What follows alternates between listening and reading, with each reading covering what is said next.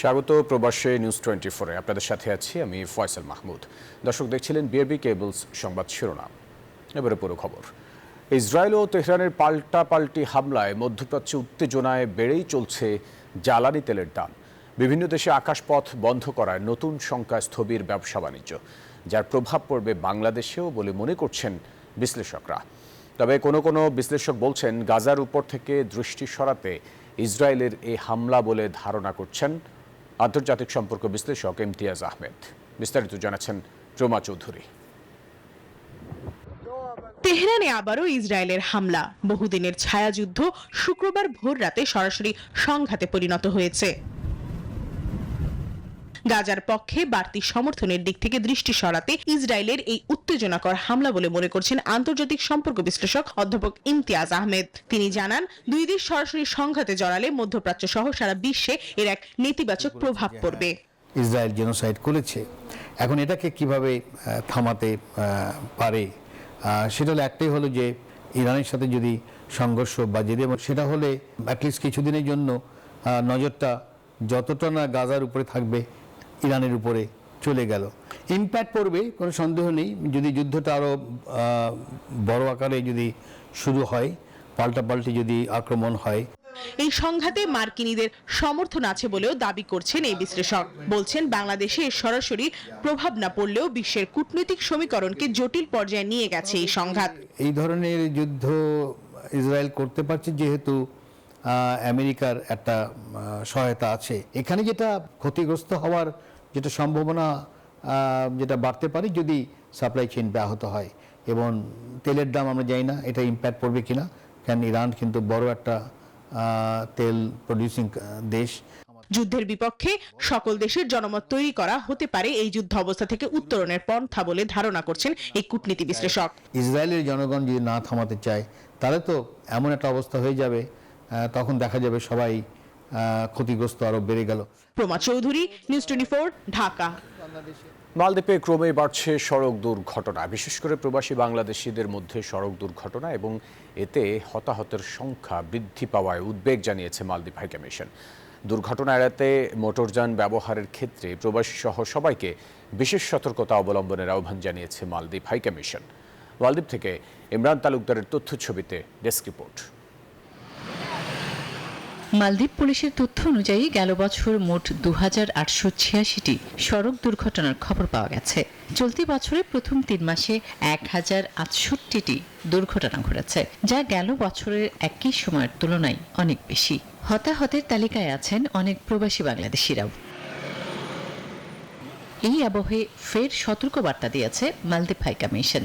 যানবাহন চালকদের সড়ক নিরাপত্তা সম্পর্কে আরও সচেতন হওয়ার পরামর্শ দেওয়া হয়েছে। সেই সঙ্গে দেওয়া হয়েছে সড়ক ও ট্রাফিক আইন মেনে চলার বার্তা।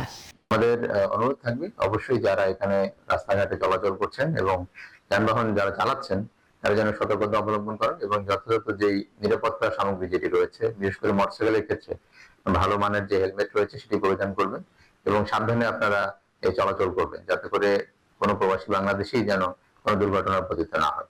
দুর্ঘটনার হাত থেকে রক্ষা পেতে মোটরযান ব্যবহারকারীদের নির্দিষ্ট গতিসীমা লঙ্ঘন, মোবাইল ফোন ব্যবহার বন্ধ করা, হেলমেট পরিধান সহ নানা সতর্ক থাকার পরামর্শ দেওয়া হয়েছে। গাড়ির যে গতিবিধি না মানা এবং খুব বেশি দ্রুত গাড়ি চালানোই দুর্ঘটনার মূল কারণ। গাড়ি চালানোর সময় ফোন ব্যবহার করে এবং অন্য চিন্তায় থাকে বিধায় অ্যাক্সিডেন্ট বৃদ্ধি পাচ্ছে। যদি সতর্ক সহকারে গাড়ি চালায় তা আশা করি অ্যাক্সিডেন্টের সংখ্যাটা অনেক কমে যায়। সড়ক দুর্ঘটনা এড়াতে সড়ক ও ট্রাফিক আইন মেনে চলার মাধ্যমে বিদেশি মোটরযান ব্যবহারকারী প্রবাসীরা কিছুটা হলেও সুরক্ষিত থাকবেন বলে মনে করছেন সংশ্লিষ্টরা। Desk report, news 24। ফ্রান্সের প্যারিসে অনুষ্ঠিত হলো ইউরোপের সবচেয়ে বড় প্রযুক্তি ও উদ্ভাবন ভিত্তিক মেলা ভিভাটেক। 4 দিনের এই মেলায় অংশ নেয় বাংলাদেশও। আয়োজনে উঠে আসে কৃত্রিম বুদ্ধিমত্তা, নতুন প্রযুক্তি, নেতৃত্ব ও নবীন উদ্ভাবকদের সৃজনশীল চিন্তার প্রকাশ। ফ্রান্স থেকে ফেরদৌস করিম আখুঞ্জির তথ্যছবিতে ডেস্ক রিপোর্ট। প্যারিসের 15তম অ্যারোভেন্ডেসম্যান্টের পোর্ট দ্য ভার্সাই সম্মেলন কেন্দ্রে বসে ইউরোপের সবচেয়ে বড় প্রযুক্তি ও উদ্ভাবন ভিত্তিক এই ভিভাটেক মেলা। এই বছরের মূল বিষয় বাস্তব জীবনে এআই বা কৃত্রিম বুদ্ধিমত্তার প্রয়োগ।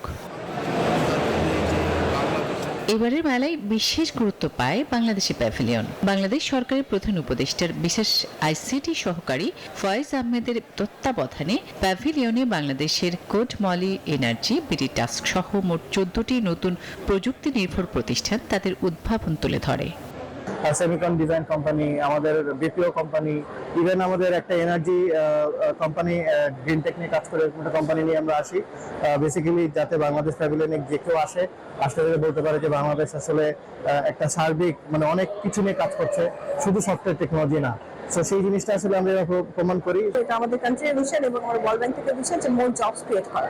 সো আইটি ইন্ডাস্ট্রির গ্রোথ যদি আমরা এনশিওর করতে পারি এবং they can reach the global footprint আর market, they can grow their businesses and then create more jobs for the country, for the young people. So that's the support that we are giving to the with the IT ministry through World Bank financing. VivaTech মেলায় সবচেয়ে বড় আকর্ষণ ছিল AI Avenue, যেখানে 100টিরও বেশি আন্তর্জাতিক প্রতিষ্ঠান পরিবেশ, স্বাস্থ্যসেবা, শহর ব্যবস্থাপনা এবং জ্বালানি খাতে কৃত্রিম বুদ্ধিমত্তা নির্ভর বাস্তবসম্মত সমাধান প্রদর্শন করে। দর্শনার্থীদের মতে এটি আগামী দিনে প্রযুক্তি বাস্তবায়নের পথ নির্দেশ করবে। আমরা চেষ্টা করেছি যে আমরা প্রত্যেকটা কোম্পানি বাংলাদেশ থেকে যারা এখানে এসেছে তারা সবাই সবার মতো করে বেস্টটা নিয়ে আসার চেষ্টা করেছে, যে বেস্ট অফারটা যেন আমরা এখানকার আমাদের বায়ারদেরকে বা যারা আমাদের সাথে কাজ করতে চায় তাদেরকে আমরা দিতে পারি। ভিভাটেক শুধু একটি প্রদর্শনী নয়, এটি একটি দিক নির্দেশক, যেখানে নির্ধারিত হয়েছে মানবিক ও নৈতিক প্রযুক্তির ভবিষ্যৎ। আর এই জায়গায় বাংলাদেশের সক্রিয় ও সম্মানজনক অংশগ্রহণ এক গর্বের অধ্যায় বলে মনে করছেন অভিবাসী বাংলাদেশিরা। Desk report, news 24। সরকারি 5 সংস্থার স্বচ্ছতা, জবাবদিহিতা ও কর্মদক্ষতা বাড়াতে বাংলাদেশের জন্য $25 কোটি অর্থায়ন অনুমোদন করেছে বিশ্বব্যাংক। যুক্তরাষ্ট্রের ওয়াশিংটনে সংস্থাটির নির্বাহী পরিচালকদের বোর্ড এই অর্থায়ন অনুমোদন করে। এক প্রেস বিজ্ঞপ্তিতে এই তথ্য জানিয়েছে সংস্থাটি। তবে কবে এই অর্থায়ন প্রস্তাব অনুমোদন করা হয়েছে তা উল্লেখ করা হয়নি। এতে বলা হয়েছে, একটি প্রকল্পের আওতায় বাংলাদেশ পরিসংখ্যান ব্যুরো, জাতীয় রাজস্ব বোর্ড, পরিকল্পনা বিভাগ, সরকারের ক্রয় কর্তৃপক্ষ এবং মহা হিসাব নিরীক্ষক ও নিয়ন্ত্রক কার্যালয়ের কার্যক্রমকে আধুনিক ও ডিজিটাল রূপ দেয়া হবে। এতে তথ্যের স্বচ্ছতা, অভ্যন্তরীণ রাজস্ব আদায়, সরকারি বিনিয়োগ ব্যবস্থাপনা, ক্রয় প্রক্রিয়া এবং আর্থিক নিরীক্ষায় জবাবদিহিতা ও দক্ষতা বাড়বে।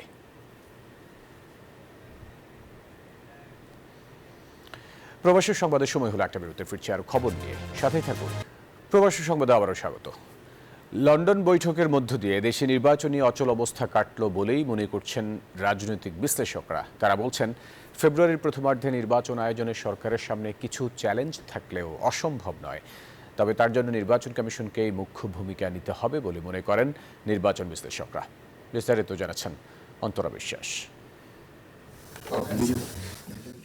লন্ডনে ডক্টর ইউনূস তারেক রহমানের বৈঠকের পর দেশের রাজনীতিতে আলোচনার তুঙ্গে জাতীয় সংসদ নির্বাচন। দেশের রাজনীতিতে অত্যন্ত গুরুত্বপূর্ণ এই বৈঠক থেকে রোজার আগেই নির্বাচনের আভাস মিলেছে। এর মধ্য দিয়ে কাটল নির্বাচন নিয়ে দীর্ঘ সময় ধরে চলা অচল অবস্থা। ভোটার লিস্ট তৈরি করা, নির্বাচনী সীমানা নির্ধারণ ও রাজনৈতিক দলের নিবন্ধন করতে কয়েক মাস সময় লাগতে পারে বলে মনে করছেন রাজনীতি বিশ্লেষকরা। তাদের মতে, অভ্যুত্থান সম্পর্কিত বিচার কাজ শেষ করতে সময় লাগবে আরও। তাই বড় সংস্কারগুলোকে নির্বাচিত সরকারের হাতে দিয়ে ছোট কিছু সংস্কার করে ফেব্রুয়ারির মধ্যেই নির্বাচন করা সম্ভব বলে মনে করছেন তারা। মধ্য এপ্রিলের মধ্যে নির্বাচন আয়োজনের কথা বলেছিলেন, সেখান থেকে 2 মাস এগিয়ে যাচ্ছে, নতুন একটা তারিখ। কাজে সবার সঙ্গে আলাপ আলোচনা করে ঐক্যমতের ভিত্তিতে নির্বাচন করা, কারণ নির্বাচন মানে হচ্ছে কনসেনসাস, ঐক্যমত। দেশে ফিরে এসে হয়তো ডক্টর ইউনূস অন্যদের সাথে কথা বলে এই তারিখটা ঠিক করবে। তো তারিখটা যাই হোক, তারিখটা আমার মনে হচ্ছে যে সেটা এপ্রিলের আগেই হবে। তবে বিশ্লেষকরা বলছেন, জাতীয় নির্বাচনের আগে সরকারের সামনে রয়েছে বেশ কিছু চ্যালেঞ্জ। কোন সরকারের অধীনে নির্বাচন হবে, সেটা কি অন্তর্বর্তীকালীন সরকার, তত্ত্বাবধায়ক সরকার হবে, না কোন সরকার হবে, সেই বিষয়টা ঠিক করতে হবে। এই সব কিছুকে এক জায়গায় এনে নির্বাচন কমিশনের এই কাজগুলো করা তাদের জন্য খুব চ্যালেঞ্জিং হবে, বাট অসম্ভব না। এদিকে নির্বাচন পর্যবেক্ষকরা মনে করছেন বল এখন নির্বাচন কমিশনের কোর্টে। তারেক রহমান ডক্টর ইউনূসের বৈঠকের মধ্য দিয়ে নির্বাচন কমিশন, সরকার ও ভোটার সহ নির্বাচন সংশ্লিষ্ট সকলেরই দায়িত্ব বাড়ল বলে মনে করেন তারা। রাজনৈতিক দলগুলিকে আমি মনে করি যে তাদের ঘাড়ে কিন্তু একটা বড় দায়িত্ব এসে পড়ল। তারা একটা ডেট ঠিক করলো, যে ডেটে সবার মনে হলো, আমার যে সবার মত আছে, এখন কারো দ্বিমত দেখিনি, সেই মতে করতে হলে শুধু অন্তর্বর্তী সরকারের কোনো স্টেক নেই, স্টেক জনগণের এবং রাজনৈতিক দলগুলির, যারা দায়িত্বভার গ্রহণ করবে, শাসনভার পরিচালনা করবে, তাদের দায়িত্ব অনেক বেড়ে গেল। তবে সকল রাজনৈতিক দলের ঐকমত্যের ভিত্তিতেই নির্বাচনের তারিখ, সংস্কার ও বিচারের বিষয়ে সিদ্ধান্ত দেওয়ার তাগিদও দিয়েছেন নির্বাচন ও রাজনীতি বিশ্লেষকরা। অন্তরা বিশ্বাস, নিউজ 24, ঢাকা। দেশের স্বার্থে রাজনীতিতে সমঝোতার মনোভাব নিয়ে এগিয়ে এসেছে বিএনপি। এই কারণেই ডিসেম্বরের পরিবর্তে ফেব্রুয়ারিতে নির্বাচন করতে সম্মত হয়েছে দলটি। নেতারা বলছেন, লন্ডনে বিএনপির ভারপ্রাপ্ত চেয়ারম্যান তারেক রহমানের সাথে প্রধান উপদেষ্টা ডক্টর মোহাম্মদ ইউনূসের বৈঠকের পর মানুষ এখন নির্বাচনের জন্য প্রস্তুতি নিচ্ছে। তবে তফসিল ঘোষণার পর পরিধি ছোট করে এনে শুধুমাত্র রুটিন কাজ চালিয়ে যেতে সরকারের প্রতি আহ্বান জানিয়েছে দলটি। ফজলে রাব্বি সৌরভের প্রতিবেদনে বিস্তারিত। লন্ডন বৈঠকের বার্তায় কাটল নির্বাচন নিয়ে ঢাকার রাজনৈতিক অচলাবস্থা। ভোটের দিনক্ষণ পুনর্নির্ধারণের ইঙ্গিত পাওয়া যাচ্ছে সরকারের তরফে। বিএনপি নেতারা বলছেন, নির্বাচন কমিশনের দিকে তাকিয়ে আছে তাদের দল। তবে নির্বাচনী তফসিল ঘোষণার পর রাজনৈতিক অঙ্গনে ফিরবে সত্যিকারের স্বস্তি। নির্বাচন কমিশন সরকারের সাথে আলোচনা করে ইলেকশনের ডেট ডিক্লেয়ার করে তফসিল ঘোষণা করে। তো অলরেডি সরকার বলে দিয়েছে যে আমরা তাদেরকে ইনস্ট্রাকশন দেব তফসিল ঘোষণা করার জন্য। ফেব্রুয়ারি মাসের প্রথম সপ্তাহে নির্বাচন অনুষ্ঠান করা যেতে পারে, এরকম একটা ঘোষণা যতদিন নির্বাচন কমিশনের তরফ থেকে না আসবে ততদিন পর্যন্ত এই আলোচনার ফলটা পাওয়া যাবে না। এটার জন্য আমাদের আর একটু অপেক্ষা করতে হবে। এই দুই নেতা বলছেন, অবাধ এবং সুষ্ঠু নির্বাচনের জন্য সরকারকে সব ধরনের সহযোগিতা করবে বিএনপি। আমরা রাজনীতি করি জনগণের জন্য, দেশের জন্য। এখানে বৃহত্তর স্বার্থে কম্প্রোমাইজ করতে হবে, এটাই নিয়ম। এটা নিরপেক্ষ নির্বাচনের মাধ্যমে গণতান্ত্রিক প্রক্রিয়া উত্তরণের জন্য আমরা সরকারের সমস্ত পদক্ষেপকে, গণতান্ত্রিক পদক্ষেপকে আমরা সহায়তা করব। যেদিন থেকে তফসিল ঘোষণা হবে সেদিন থেকে এই অন্তর্বর্তী সরকারের, তত্ত্বাবধায়ক সরকারের দায়িত্ব পালন করা উচিত, আমি এটা মনে করি। বিএনপি এমন একটা দল, তারা বিশ্বাস করে যে নির্বাচনের মাধ্যমে ক্ষমতায় আসতে হবে। সেজন্য বিএনপি একেবারে তৃণমূল থেকে উপর পর্যন্ত আমরা প্রস্তুত আছি। রাজনৈতিক ঐক্যে যেভাবে ফেসিবাদের পতন হয়েছে, সেইভাবে নির্বাচনী বৈতরণী পার হতে চান বিএনপির কেন্দ্রীয় নেতারা। ফজলে রাব্বি সৌরভ, নিউজ 24, ঢাকা। লন্ডনের প্রধান উপদেষ্টা তারেক রহমানের বৈঠককে ইতিবাচক হিসেবে দেখছেন বিভিন্ন রাজনৈতিক দলের নেতারা। তারা বলছেন, রাজনীতিতে যে অস্থিরতা তৈরি হয়েছিল লন্ডন বৈঠকে তা দূর হয়েছে। তবে এনসিপি বলছে, জুলাই হত্যার বিচার এবং সংস্কার না হলে শুধুমাত্র নির্বাচনে পূরণ হবে না জন আকাঙ্ক্ষা। মাজহারুল ইসলামের রিপোর্ট। নির্বাচনের সম্ভাব্য দিনক্ষণ নিয়ে দেশের রাজনীতিতে ছিল টানাপোড়েন। বারবার প্রধান উপদেষ্টার সাথে রাজনৈতিক দলগুলোর বৈঠক, আলোচনা কোনো কিছুই যখন সফল হচ্ছিল না, তখন অচল অবস্থা কাটল লন্ডনের বৈঠকে। রাজনৈতিক দলের নেতারা বলছেন, অনিশ্চয়তার কালো মেঘ কেটে গেছে প্রধান উপদেষ্টা এবং তারেক রহমানের বৈঠকে। এই বিষয়টাই ছিল, তার সাথে অন্যান্য এজেন্ডাও ছিল। অনেক রকম ভয় পাচ্ছিল যে নির্বাচনটা হবে কি হবে না, কিন্তু আমার কাছে মনে হয়েছে একদম ইনস্ট্যান্টেড ইন্সপিরেশন, গতকালকের পরে 1200 মধ্যে এই সংখ্যাটা নাই। এর একটা বিরাট অ্যাচিভমেন্ট, আমি এটাকে ইতিবাচকভাবেই দেখছি। বৈঠকটা যেটা হচ্ছে যে একটা ন্যূনতম দূরত্ব, সংকট, একটা অনিশ্চয়তা যেটা ছিল সেটা চলে গেছে আর কি। যে না, অন্তর্বর্তীকালীন সরকারের সাথে বিএনপির একটা দূরত্ব আছে বলে যেটা কয়েক মাস ধরে বলা হচ্ছিল, সেটা এখন আপাত দৃষ্টিতে মনে হচ্ছে সব পক্ষ ফিল করছে যে এটা এখন আর এক্সিস্ট করে না। দলগুলোর নেতারা জানান, নির্বাচন, বিচার ও সংস্কার নিয়ে যেসব অভিযোগ আছে তা দূর হতে পারে জাতীয় নির্বাচনের আগে আলোচনার মাধ্যমে। নির্বাচনের আগে সংস্কারটা হওয়া উচিত এবং কি পদ্ধতিতে হবে সেটা নিয়ে আমরা সকল পক্ষ মিলে আলোচনা করা যাবে, গণভোট না গণপরিষদ না অন্য কোনোভাবে, কিন্তু নির্বাচনের পরে এটা করার কোনো সুযোগ নাই। যদি জুলাই ঘোষণাপত্র, জুলাই সনদ এবং ইসি পুনর্গঠন ইত্যাদির সাপেক্ষে যদি ফেব্রুয়ারিতে ইলেকশন হয় সেক্ষেত্রে আমাদের কোনো আপত্তি আগেও ছিল না, এখনও নাই। আমরা দেখতে চাইবো যে এগুলো বাস্তবায়ন হচ্ছে কিনা। সংস্কার করে বিচারের কাজ দৃশ্যমান করে ডিসেম্বরেই নির্বাচন সম্ভব। আমরা আশা করব নির্বাচন কমিশনের এ ব্যাপারে সুনির্দিষ্ট পদক্ষেপ গ্রহণ করবে এবং সরকার ইতিবাচক ভূমিকা পালন করবে। ঐক্যমত হয়ে গেলে আমার আর কোনো সমস্যা নাই। আমার কথা হচ্ছে আমাদের বিভেদ যেন শত্রুদেরকে জায়গা করে না দেয়। তারা বলছেন 5 আগস্ট পরবর্তী বাংলাদেশে সবার প্রত্যাশা একটি অবাধ ও সুষ্ঠু নির্বাচন। এক্ষেত্রে নির্বাচন কমিশনকেও শক্তিশালী ভূমিকা পালন করতে হবে। ওনারা আগামী কয়েক মাসের ভিতর রাজনৈতিক দলগুলোর সাথে বসবেন, বসে ওনাদের ট্রাস্ট, আস্থা অর্জন করবার জন্য চেষ্টা করবেন। মাজহারুল ইসলাম, নিউজ 24, ঢাকা। লন্ডনে বিএনপির ভারপ্রাপ্ত চেয়ারম্যান তারেক রহমানের সঙ্গে বৈঠকে নির্বাচন এগিয়ে আনা একটি দলের প্রতি প্রধান উপদেষ্টার বিশেষ অনুরাগের ইঙ্গিত বলে মনে করছে বাংলাদেশ জামায়াত ইসলামী। বিদেশে বসে যৌথ বিবৃতি দেওয়ার মাধ্যমে প্রধান উপদেষ্টার নিরপেক্ষতা ক্ষুণ্ণ হয়েছে বলে মন্তব্য করেছে দলটি। শনিবার দলটির কেন্দ্রীয় প্রচার ও মিডিয়া বিভাগের সেক্রেটারি মতিউর রহমান আকন্দের সই করা এক বিবৃতিতে এই মন্তব্য করা হয়। বিবৃতিতে বলা হয়, 13 জুন লন্ডনে অন্তর্বর্তী সরকারের প্রধান উপদেষ্টা ডক্টর মোহাম্মদ ইউনূসের সঙ্গে বিএনপির ভারপ্রাপ্ত চেয়ারম্যান তারেক রহমানের যে বৈঠক হয়েছে, জামায়াত ইসলামী এটাকে খুবই স্বাভাবিক মনে করে।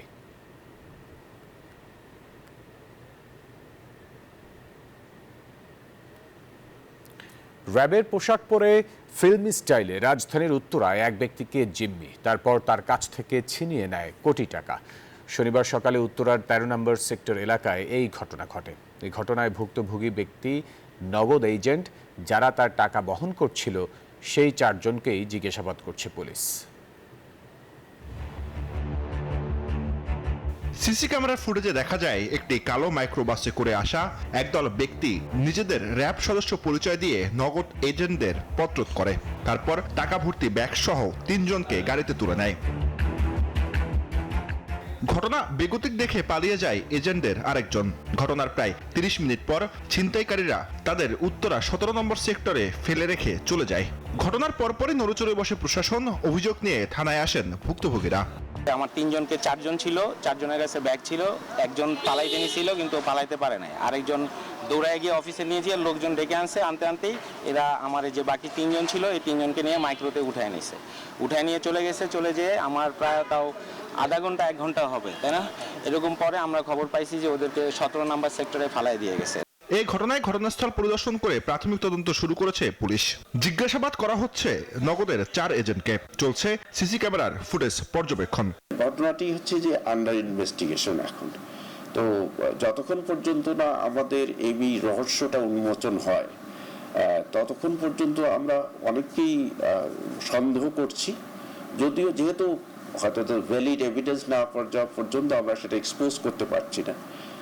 তো ইনভেস্টিগেশন হচ্ছে এবং আমাদের খুবই আমরা নিরলসভাবে পরিশ্রম করছি এটার পেছনে। আমরা আশা করি অল্প সময়ের মধ্যেই আমরা সাকসেসফুল হতে পারব। পুলিশ বলছে এই ঘটনায় ডিস্ট্রিবিউশন হাউজের কর্মকর্তারাও রয়েছেন সন্দেহের তালিকায়। ঘটনার রহস্য উন্মোচনে কাজ করছে পুলিশের একাধিক ইউনিট। জুবায়ের সানি, নিউজ 24, ঢাকা। আরও একটা বিরতির সময় হলো, সাথে থাকবেন। বিরতির পর আবার স্বাগত সংবাদে।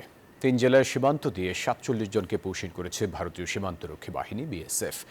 শুক্রবার রাত থেকে শনিবার সকাল পর্যন্ত তাদের বাংলাদেশে ঠেলে দেয়া হয়। এর মধ্যে পঞ্চগড়ের মিরগড় এবং তেঁতুলিয়া উপজেলার পেদিয়াগঞ্জ সীমান্তে 12 জন, ঠাকুরগাঁওয়ের হরিপুর উপজেলার চাপসার সীমান্ত দিয়ে 23 জন এবং লালমনিরহাটের সীমান্ত দিয়ে 12 জনকে পৌঁছিন করা হয়েছে।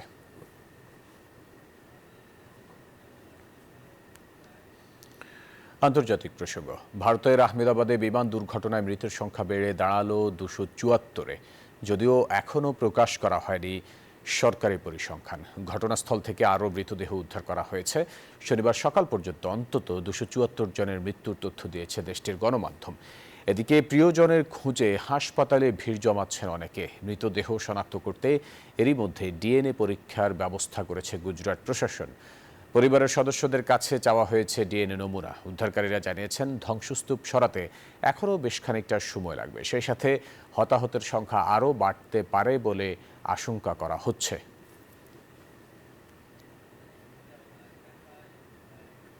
দর্শক, এই ছিল প্রবাসের সংবাদ। এতক্ষণ সাথে থাকার জন্য ধন্যবাদ সবাইকে।